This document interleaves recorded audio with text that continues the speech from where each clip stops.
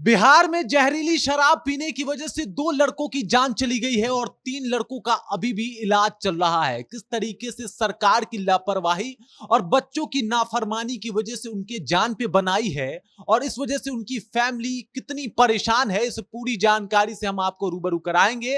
और किस तरीके से बिहार में एक बार फिर से शराब कांड ने एक अलग रूप धारण कर लिया है, इस बात को भी आप तक पहुंचाएंगे। लेकिन उससे पहले, मेरा नाम है रजत और आप देख रहे हैं जनता जंक्शन। बिहार में शराब कांड ये पहला नहीं है, इससे पहले भी कई ऐसे कांड हुए हैं जहां पे जहरीली शराब पीने की वजह से लोगों की जानें चली गई हो और उसके ऊपर सरकार जो है वो चुप हो जाती है, मौन हो जाती है। और सोचने वाला बात यह है कि आखिरकार ये दारूबंदी वाले बिहार में दारू उपलब्ध कहां से हो जाते हैं जिसकी वजह से लोग दारू पी के मर रहे हैं। जिस तरीके का खबर सामने आता है वो चौंका देने वाला होता है और ऐसा ही एक खबर सामने आया है समस्तीपुर से, जहां पे 5 दोस्त एक पार्टी को आयोजित करते हैं, उस पार्टी में शामिल होते हैं और ये पार्टी विक्की के मुर्गी फार्म पे रखा जाता है। विक्की वही बंदा होता है जो इस पार्टी को ऑर्गेनाइज करता है, इस पार्टी के लिए सभी लड़कों को बुलाता है और इसमें 5 लड़के शामिल होते हैं, विक्की,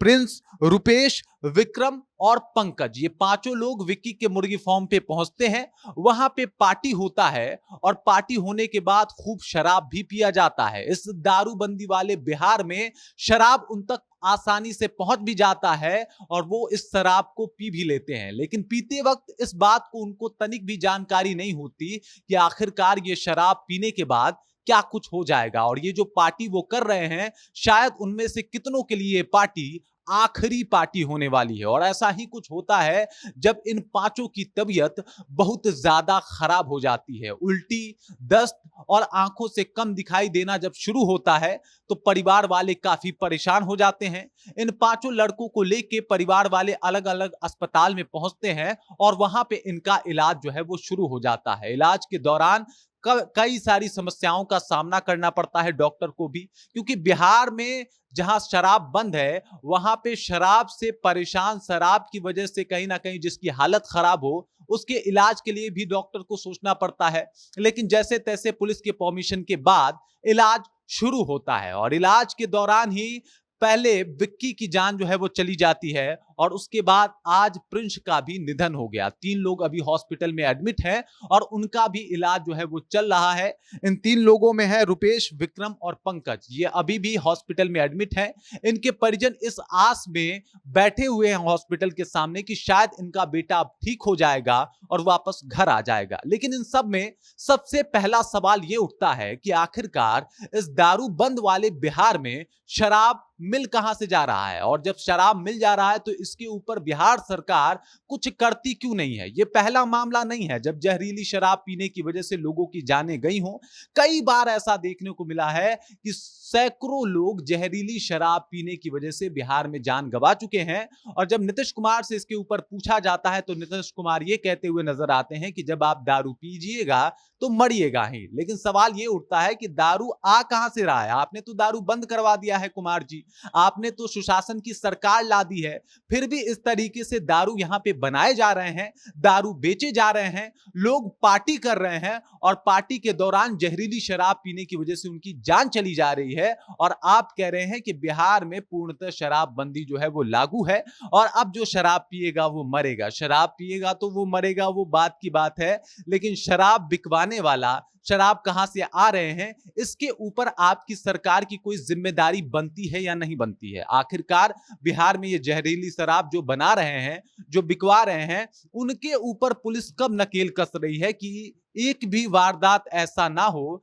जहां पे गंदी, दूषित और जहरीली शराब पीने की वजह से किसी की जान जाए। कोई भी ऐसा हादसा ना हो जिसमें कोई पिता अपने पुत्र को सिर्फ इस वजह से खो दे क्योंकि उसने जहरीली शराब पी ली थी, और वो भी इस वजह से क्योंकि सरकार उन शराब तस्करों को रोकने में नाकामयाब हो गई थी, जो आज तक वो कोशिश करते आ रही है। मतलब अभी तक इसके ऊपर नीतीश सरकार ने कुछ भी पुख्ता तौर पे नहीं किया है, क्योंकि बिहार में धड़ल्ले से शराब बिक्री होती है, इस बात में सच्चाई भी है। और इसके अलावा बिहार में कई ऐसे खबरें भी आते हैं जहां पे शासन और प्रशासन जो है इस शराब को बिकवाने के दौर में पकड़े भी जाते हैं। ये पकड़े जाने वाले मामले हैं। अब कई ऐसे मामले होंगे जहां पे पुलिस जो है चुपचाप ये काम करवाती होगी। शायद ऐसा भी होता होगा कि स्पष्ट तौर पे इसके नतीजे सामने ना आते होंगे और वहां पे ये खेल अभी से और पहले से चलता आ रहा होगा। बाकी जिस तरीके से सुशासन की सरकार में शराब बनाने वाले बेखौफ होकर शराब बना रहे हैं,